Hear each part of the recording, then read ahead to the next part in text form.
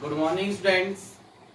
तो अभी तक हमने 12th क्लास के मैथमेटिक्स के अंदर चैप्टर नंबर 5 में एक्सरसाइज 5.1 जो है हमने क्लियर कर ली है।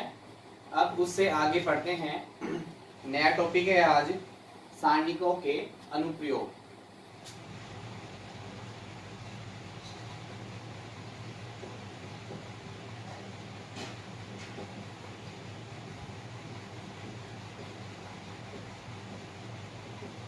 आपने चैप्टर नंबर 4 के अंदर डिटरमिनेंट पढ़ा है सारणिक।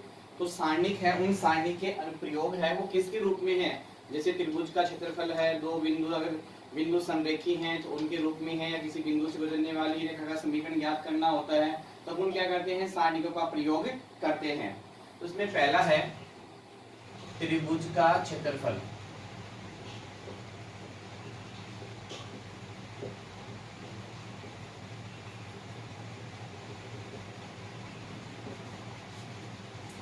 यदि एक त्रिभुज के शीर्ष x1, y1, x2, y2 तथा x3, y3 हो तो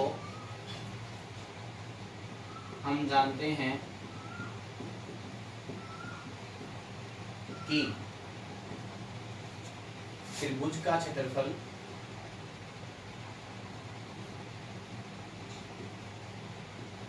जिसको आप डेल्टा से इंटीग्रेट करेंगे 1/2 into x1 y2 minus y3 plus x2 y3 minus y1 plus x3 y1 minus y2। तो ये हमारा जो फॉर्मूला है, किसी त्रिभुज का क्षेत्रफल अपने को ज्ञात करना है तो हमारे पास फॉर्मूला क्या होता है, त्रिभुज का क्षेत्रफल बराबर 1/2 x1 into y2 minus y3 plus x2 into y3 minus y1 plus x3 into y1 minus y2। तो आप देखोगे ये हमारा जो क्षेत्रफल है ये किसके द्वारा है, बिंदु के द्वारा। अगर त्रिभुज का क्षेत्रफल आपने ये 10th क्लास में पढ़ा होगा। अब क्या है, सारणी की सहायता से त्रिभुज का क्षेत्रफल कैसे ज्ञात किया जाता है। तो त्रिभुज का जो क्षेत्रफल है वो सारणी की सहायता से कैसे ज्ञात करते हैं, उसके लिए फॉर्मूला होगा 1/2 सारणी x1 x2 x3 y1 y2 y3 1 1 1।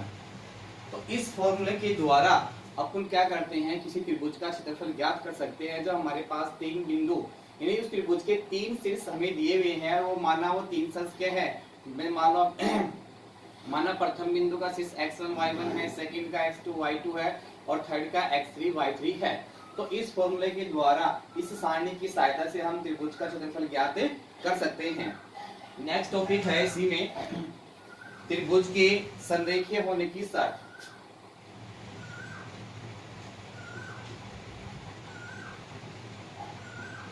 त्रिभुज के संरेखीय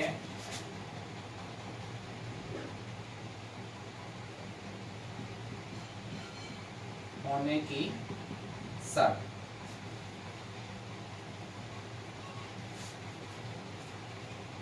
यदि तीन बिंदु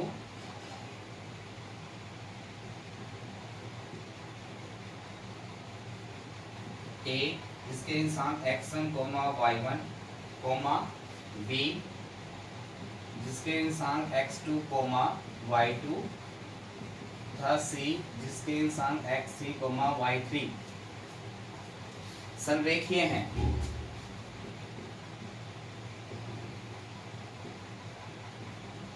तो त्रिभुज ABC का क्षेत्रफल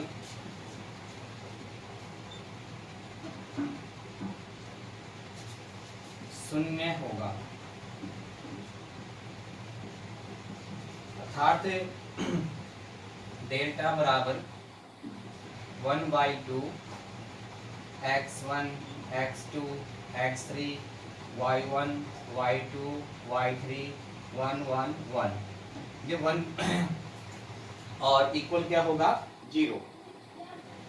अब ये इसके बटे में चला जाएगा तो क्या बन जाएगा 0। तो यहाँ से हमारे पास क्या प्राप्त हो जाएगा x1 x2 x3 y1 y2 y3 1 1 1 equal 0। अगर तीन बिंदु संरेखीय है तो उसके त्रिभुज का क्षेत्रफल क्या होता है 0, क्योंकि आप पहले से जानते हो अगर तीनों बिंदु संरेखीय यानी एक ही रेखा के अंदर विद्यमान है तो त्रिभुज का जो क्षेत्रफल है वो क्या होता है 0 होता है। और आपने पढ़ा है कि तीन बिंदुओं क्या त्रिभुज का क्षेत्रफल क्या होता है डेल्टा बराबर 1/2 सारणिक x1 x2 x3 y1 y2 y3 1 1, तो उसका मान कितना होगा 0। ये 1/2 इसके हर में चला जाएगा तो क्या बन जाएगा 0 बन जाएगा। तो इस प्रकार से तीन बिंदु के संरेखीय होने या किसी त्रिभुज के संरेखीय होने की शर्त ये होती है कि सारणिक x1 x2 x3 y1 y2 y3 1 1 1 equal कितना प्राप्त होता है 0 प्राप्त होता है।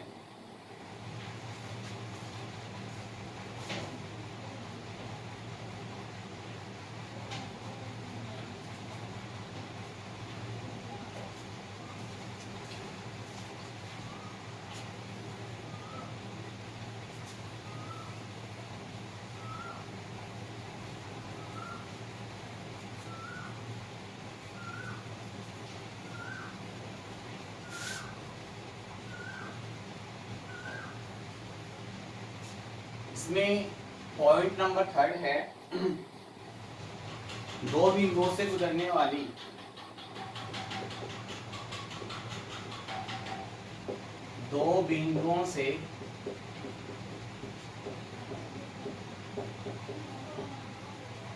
गुजरने वाली रेखा का समीकरण।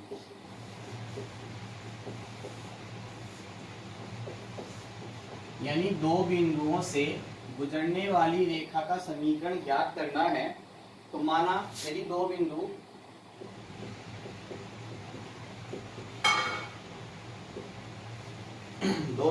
ए, जैसे पहली बिंदु x1, y1 तथा सेकंड बिंदु x2, y2 तथा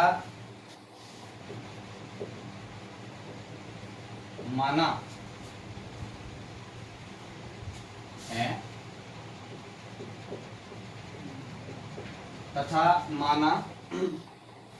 P x, y AB से गुजरने वाली रेखा पर स्थित है।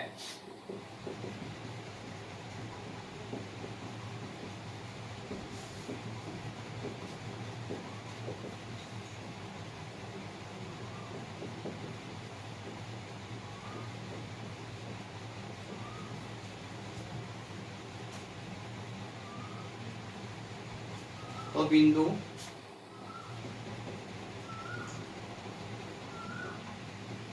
P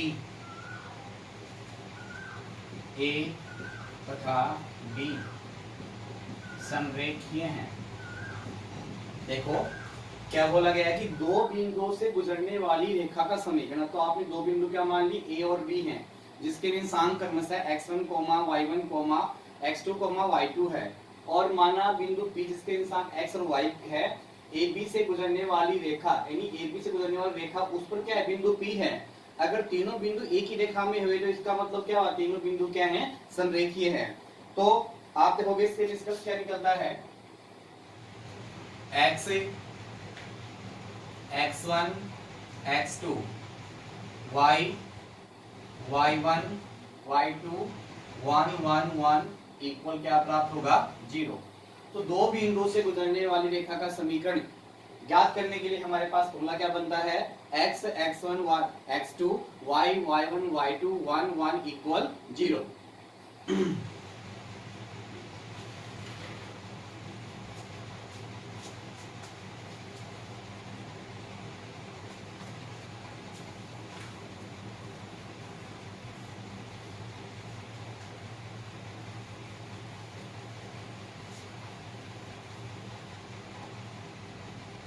टॉपिक 4 है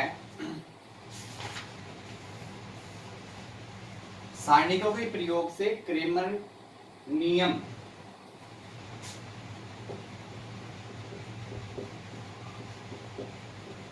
सारणिकों के प्रयोग से क्रेमर नियम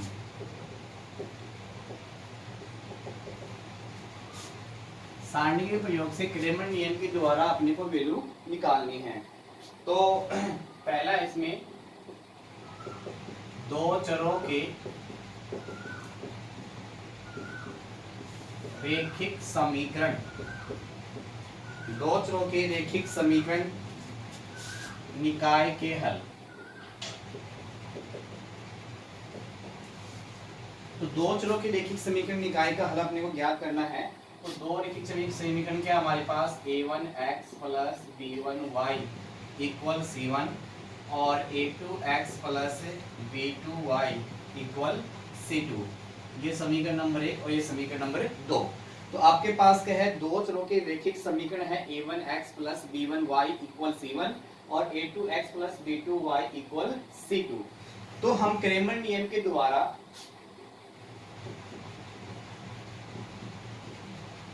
क्रेमर नियम से यहां से x की जो वैल्यू है वो क्या होगी, delta 1 upon delta comma y बराबर डेल्टा 2 अपॉन डेल्टा।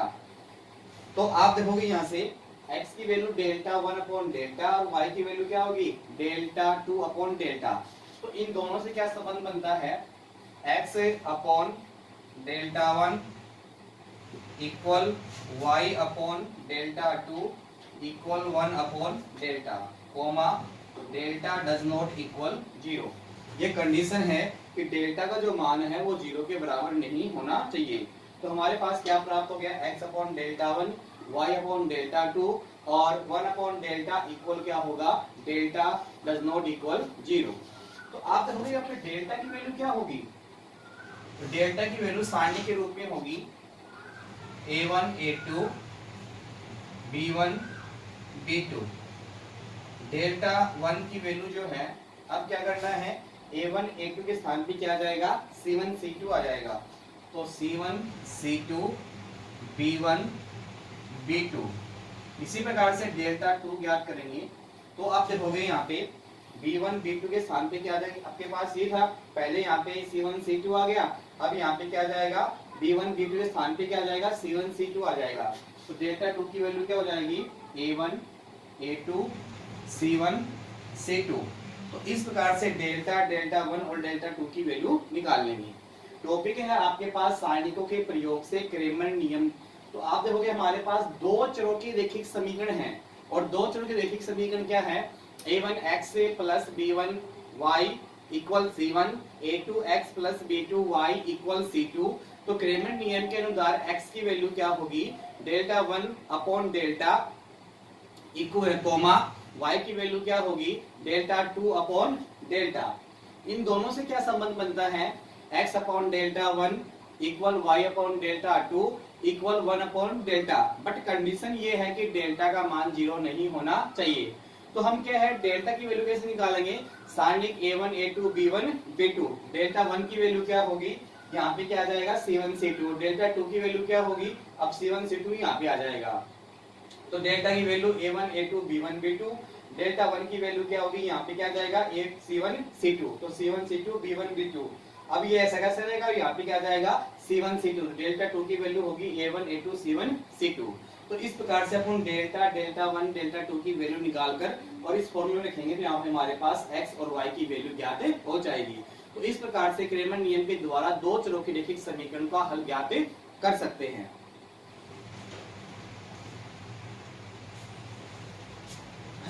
अब है हमारे पास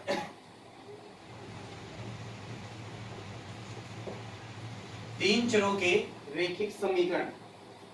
तीन चरों के रैखिक समीकरण है और उनका निकाय का हल ज्ञात करना है।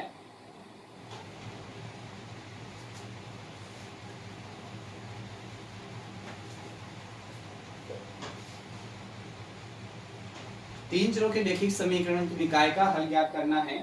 तो देखो हमारे पास तीन समीकरण क्या होंगे, a1x plus b1y plus c1z equal d1।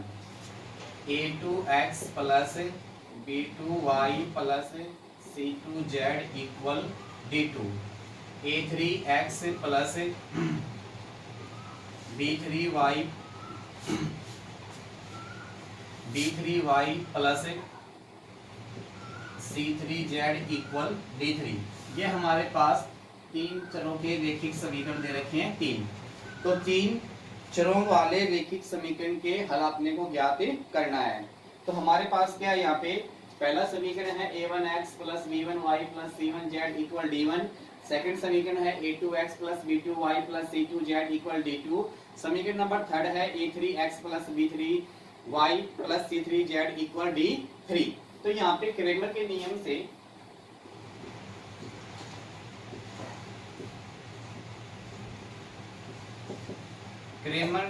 से आपके पास x की वैल्यू क्या होगी डेल्टा 1 अपॉन डेल्टा, y की value delta 2 upon delta, z की वैल्यू डेल्टा 3 अपॉन डेल्टा।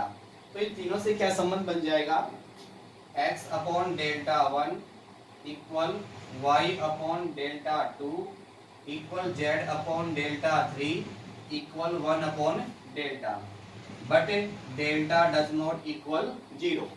तो इस प्रकार से इन दोनों के अंदर एक संबंध बन जाता है। अपन यहाँ से डेल्टा 1, डेल्टा 2, डेल्टा 3 और डेल्टा की वैल्यू कैसे ज्ञात करेंगे वो देखिए। तो यहाँ से आप देखोगे डेल्टा की वैल्यू क्या होगी हमारे पास सारणी के रूप में a1, a2, a3, b1, b2, b3, c1, c2, c3। ये हमारे पास किसकी वैल्यू है डेल्टा की वैल्यू है। तो हमें ज्ञात करना है अब डेल्टा 1। तो क्या प्राप्त होगा इसी के अंदर पहला जो आपका स्तंभ है वो चेंज हो जाएगा। किसके अंदर चेंज हो जाएगा वो d1, d2, d3 के अंदर चेंज हो जाएगा और बाकी ये दोनों जो हैं वो ऐसे के ऐसे ही सेम रहेंगे। तो हमारे पास क्या आ जाएगा d1, d2, d3, b1, b2, b3, c1, c2, c3। इसी प्रकार से अपन डेल्टा 2 की वैल्यू निकालेंगे, डेल्टा 2 की वैल्यू। अब इसके अंदर क्या करना है ये और ये ऐसा रहेगा और सेकंड जो आपका कॉलम है वहां पे क्या आ जाएगा d1, d2, d3। तो लिखेंगे अपन यहां से a1, a2, a3, d1, d2, d3, c1, c2, c3। इसी प्रकार से अपने को डेल्टा 3 की वैल्यू ज्ञात करनी है। डेल्टा 3 की वैल्यू में क्या होगा ये दोनों सेम रहेंगे और तृतीय जो स्तंभ है वो कन्वर्ट हो जाएगा किसके अंदर d1, d2, d3 के अंदर। तो ये आ जाएगा हमारे पास a1, a2, a3, b1, b2, b3, d1, d2, d3। इस प्रकार से हम क्या है तीन चरों के रैखिक समीकरण ज्ञात कर सकते हैं। तो क्रेमर नियम के द्वारा तीन चरों के रैखिक समीकरण ज्ञात करने के लिए हमारे पास तीन समीकरण होंगे और वो किस रूप में होंगे a1x plus b1y plus c1z equal d1, a2x plus b2y plus c2z equal d2, a3x plus b3y plus c3z equal d3। तो वहां से क्रेमर के नियम से x की वैल्यू क्या होगी डेल्टा 1 अपॉन डेल्टा, y की वैल्यू होगी डेल्टा 2 अपॉन डेल्टा और z की वैल्यू होगी डेल्टा 3 अपॉन डेल्टा। इससे एक संबंध रिलेशन बनता है तीनों से और वो क्या होगा x upon delta 1 equal y upon delta 2 equal z upon delta 3 equal 1 upon delta. But एक कंडीशन है कि डेल्टा का मान कभी भी 0 नहीं होना चाहिए, यानी डेल्टा डज नॉट इक्वल 0। तो इस प्रकार से अपन क्या है डेल्टा 1 की वैल्यू निकालेंगे। तो डेल्टा 1 की वैल्यू क्या होगी हमारे पास a1, a2, a3, b1, b2, b3, c1, c2, c3।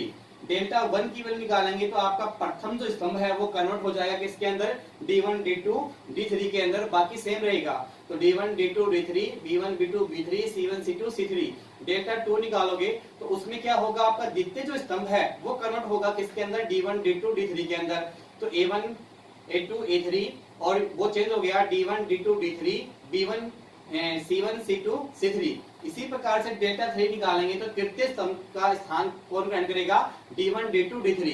तो आपका पहला और दूसरा ऐसा कैसा रहेगा, A1 A2 A3, B1 B2 B3 और D1 D2 D3। तो इस प्रकार से अपन क्या है, क्रैमर के नियम के द्वारा तीन चरों के रैखिक समीकरण का हल ज्ञात कर सकते हैं।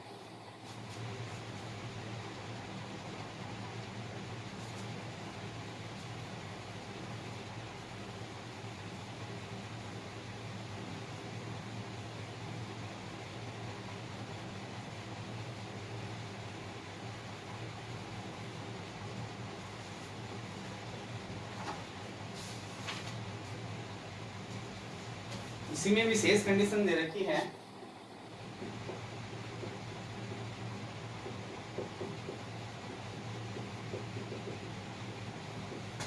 पहली है इसमें यदि डेल्टा इक्वल 0 हो तो समीकरण निकाय संगत होगा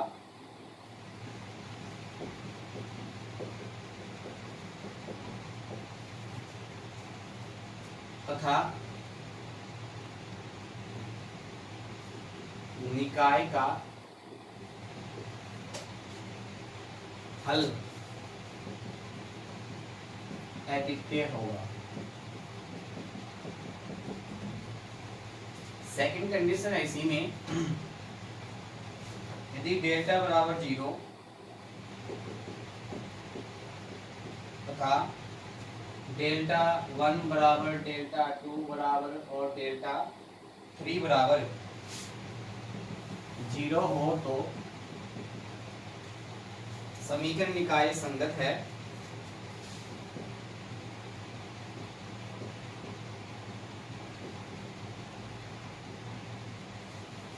निकाय संगत या असंगत हो सकता है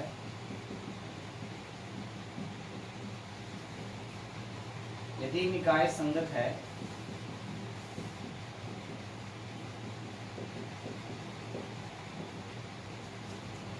तो उसके अनंत हल होंगे।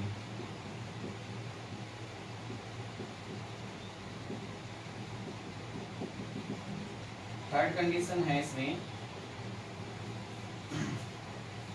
यदि डेल्टा बराबर 0 तथा delta 1 comma delta 2 comma delta 3 में से कोई भी एक अशून्य हो,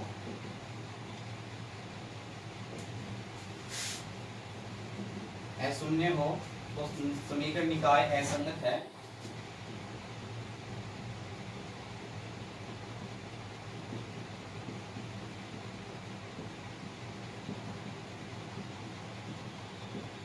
समीकरण निकाय असंगत है और इसका कोई भी हल संभव नहीं है। निकाय का कोई भी हल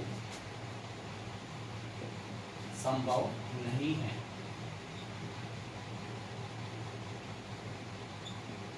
तो तीन कंडीशन, विशेष कंडीशन हमारे पास, अगर डेल्टा का मान 0 के बराबर नहीं है तो निकाय संगत और इसका हल कैसा होगा, अद्वितीय होगा।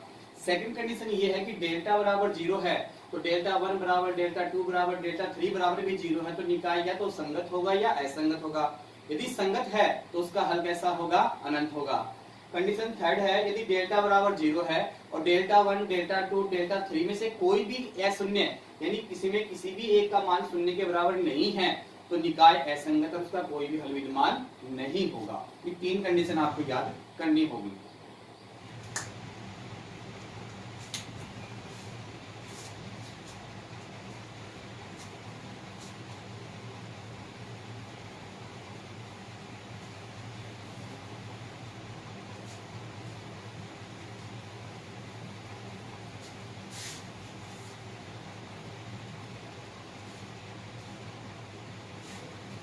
समीकरण निकाय को आप क्या है, आव्यूह सिद्धांत के द्वारा हल करेंगे।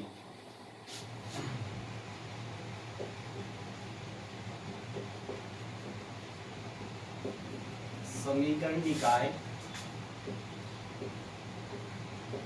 का हल आव्यूह सिद्धांत द्वारा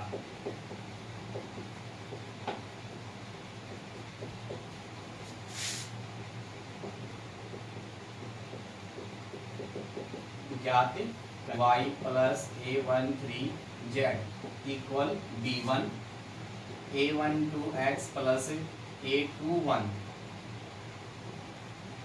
a22y plus a23z equal b2 और a31x plus a32y plus a33z equal b3। ये हमारे पास तीन चरों के रैखिक समीकरण निकाय हैं। तो आव्यूह सिद्धांत के द्वारा इसको कैसे हल करेंगे? आव्यूह सिद्धांत से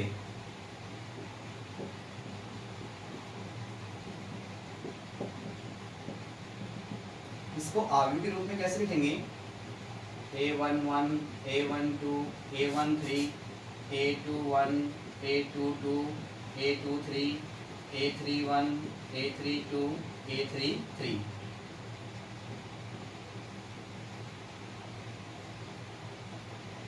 ये x y z equal b1 b2 b3। तो आव्यूह सिद्धांत के द्वारा इसको आप आव्यूह के रूप में इस प्रकार से लिख सकते हो, यानी आप इन दोनों को इंटू करते हो तो अपने को यही प्राप्त होने वाला है। तो आप देखोगे ये हमारे पास क्या बन जाता है, ax इक्वल कैपिटल B, यानी इसको आव्यूह A माना गया है, इसको आव्यूह x माना गया है, इसको आव्यूह क्या माना गया है, B माना गया है। तो यहाँ से अपन को क्या निकालना है, आपको क्या निकालना है, x की वैल्यू निकालनी है। तो x बराबर क्या प्राप्त होगा अपने को, x बराबर A इनवर्स B प्राप्त होगा, A इनवर्स B, क्योंकि यह फॉर्म में चला जाएगा तो क्या बन जाएगा, A इनवर्स B। या अपन क्या करेंगे, दोनों पक्षों को A इनवर्स से गुणा करेंगे और सॉल्यूशन करेंगे तो अपने पास क्या प्राप्त होगा, A इनवर्स B ही प्राप्त होगा। आप देखो कैसे प्राप्त होगा, जैसे आपके पास यहाँ पे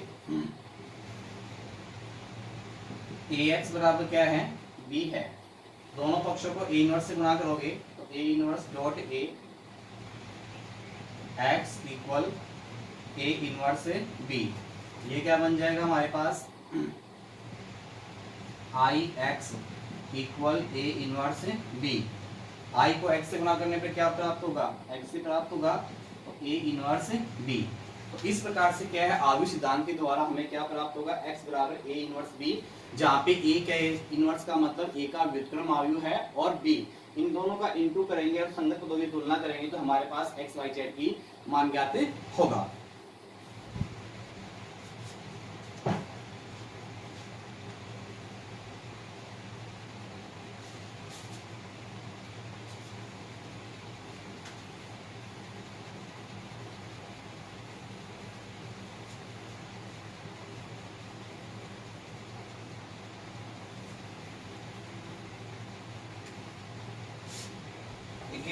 नोट दवा की विशेष कंडीशन दे रखी है,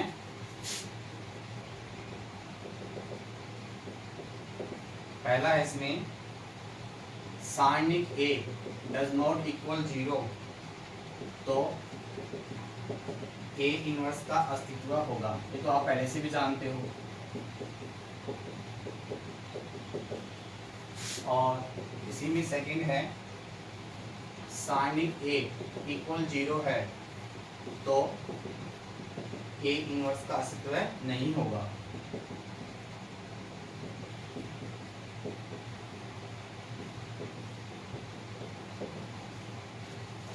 तो आप देखोगे यहाँ से इसमें क्या बताया गया है कि सारणी से अपन x बराबर A इनवर्स B ज्ञात करेंगे और A इनवर्स B ज्ञात करने के लिए आव्यूह A का व्युत्क्रम आव्यूह ज्ञात करना होगा।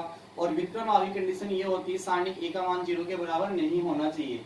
तो सारणिक A का मान 0 के बराबर नहीं है तभी अपने पास A इनवर्स ज्ञात होगा।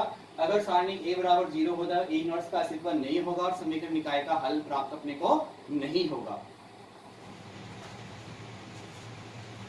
अब एक्सरसाइज नंबर 5.2 स्टार्ट करते हैं।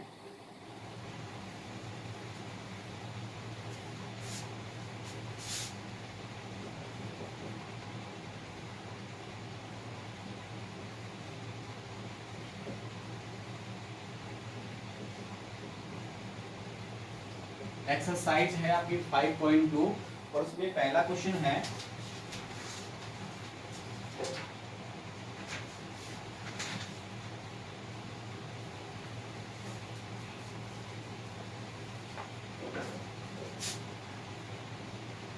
सारणिकों का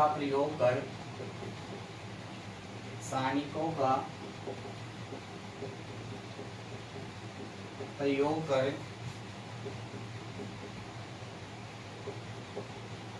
त्रिभुज का क्षेत्रफल ज्ञात कीजिए।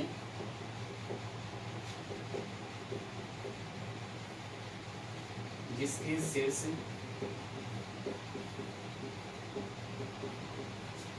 निम्न है।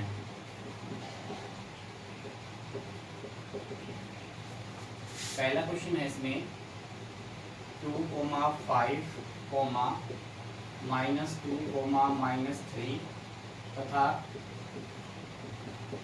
6,0।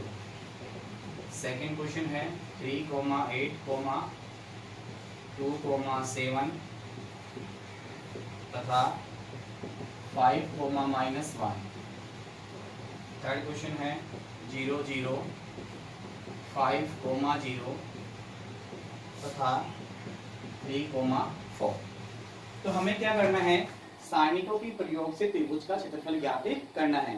तो माना कि त्रिभुज के शीर्ष अपने को दे रखे हैं, तो अपने को क्या ज्ञात करना है, क्षेत्रफल ज्ञात करना है। तो सब अपन पहला कर लेते हैं। और पहला जो है वो क्वेश्चन क्या है, 2,5 माइनस, मान लीजिए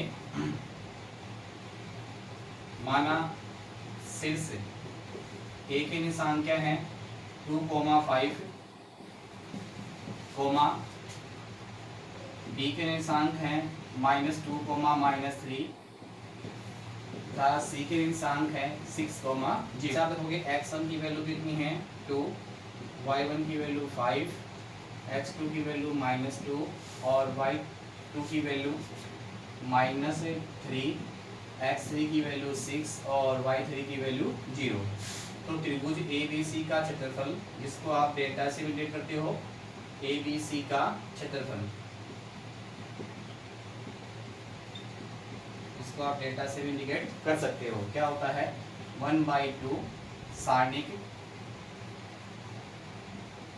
x1, x2, x3, y1, y2, y3, 1, 1, 1। मान रखेंगे यहाँ पे 1/2 सारणिक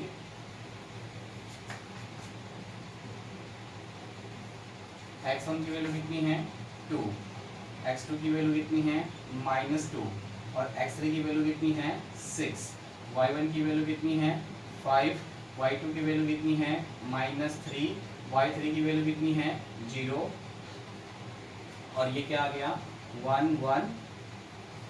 x1 की वैल्यू 2, x1 की वैल्यू 2, x2 की -2, x3 की 6, y1 की वैल्यू 5, y2 की वैल्यू -3 और y3 की वैल्यू 0। ये हमारा फॉर्मूला हो गया। अब क्या करेंगे यहाँ पे R1 के अनुसार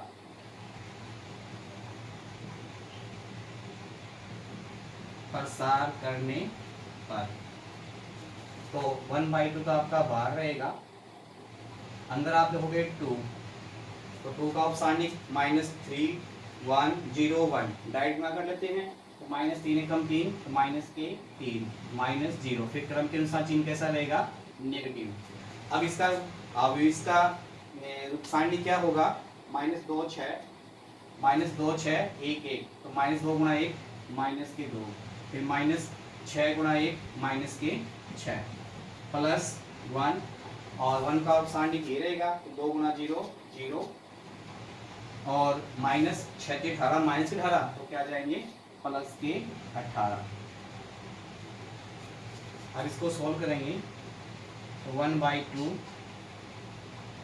इंटू क्या आ जाएगा हमारे पास -3 गुणा 2, तो -6, -6 और -2 -8 को गुणा करेंगे -5 से, तो क्या जाएगा प्लस के 40 और वो कितनी आ गई प्लस के 18।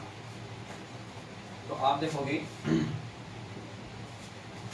1/2 इंटू यहाँ से देखोगे कितने हो गए, ये आपके पास 40 और 18 कितने हो गए 58, 58 में से आप कितने पास कितने गए 6 गए, कितने बच गए 52। या आप देखोगे 40 से और 18 जोड़ोगे कितना हो गया 58, 58 में से घटाओगे 6, 52 आ जाएंगे 52, 2 से काट लो कितना आ जाएगा यहाँ पे 26। तो आपका जो आंसर है वो कितना आ गया 26 आ गया। तो इस प्रकार से अपन क्या कर सकते हैं, त्रिभुज का क्षेत्रफल ज्ञात कर सकते हैं। ये सेकंड जो क्वेश्चन है वो आपको ज्ञात करना है। अगर मान लीजिए आपका अगर क्षेत्रफल ऋणात्मक आ जाता है तो आप क्या करेंगे, उसको धनात्मक बदल लेंगे, क्योंकि त्रिभुज का जो क्षेत्रफल है वो हमेशा कैसा होता है, पॉजिटिव होता है। तो आज हमने क्या पढ़ा है, सारणिकों के प्रयोग में पहला पढ़ा है त्रिभुज का क्षेत्रफल। यदि किसी त्रिभुज के शीर्ष ए x1, y1, b x2, y2, c x3, y3 हो तो त्रिभुज ABC का क्षेत्रफल क्या होगा 1/2 सारणिक x1, x2, x3, y1, y2, y3 1 1 1। अगर तीनों बिंदु संरेखीय हों या त्रिभुज संरेखीय होने की शर्त क्या होती है कि त्रिभुज का जो क्षेत्रफल है वो क्या होता है 0, यानी सारणिक x1 को x1, x2, x3, y1, y2, y3 1 1 1 equal क्या होगा 0।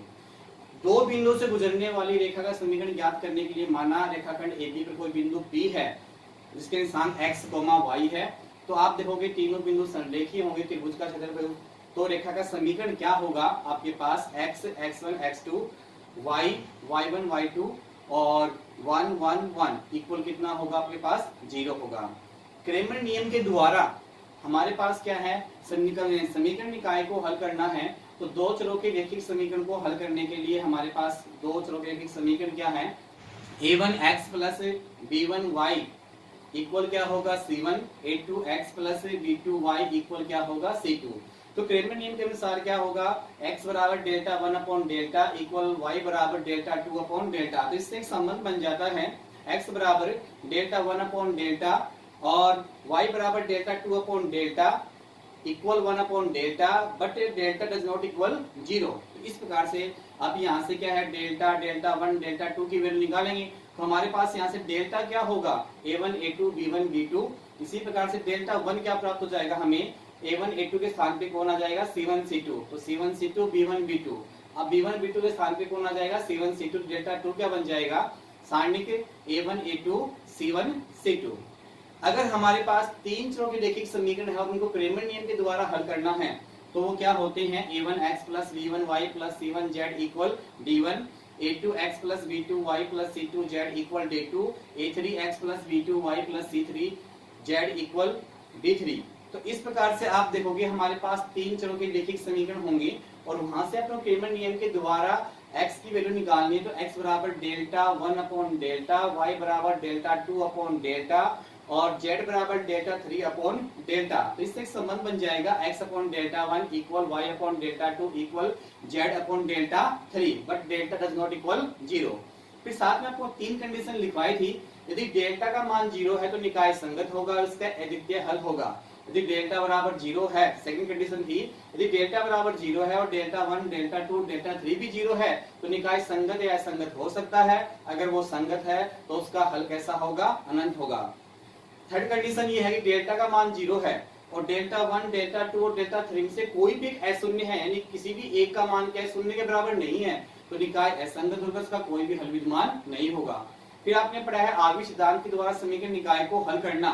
तो आपका पहला समीकरण क्या है, a11x plus a12y plus a13z equal b1, a21x plus a22y plus a23z equal b2, a31x plus a32y plus a33z equal b3। तो इसको आव्यूह के रूप में लिखेंगे तो क्या लिखेंगे, matrix a11 a12 a13 a21 a22 a23 a31 a32 a33 into matrix xyz equal matrix b1 b2 b3। तो हमारे पास एक ग्रुप बन जाता है ax बराबर b, जहाँ पे x बराबर क्या होगा a इनवर्स b। तो ये अब ये तक आपने पढ़ा है। सबसे पहले आप इनको याद करेंगे, अच्छी तरह से समझेंगे, किसी प्रकार की कोई समस्या है तो आप पूछ सकते हैं। और पहले क्वेश्चन के अंदर 3 क्वेश्चन थे, पहला क्वेश्चन मैंने करवा दिया है और शेष 2 क्वेश्चन आपको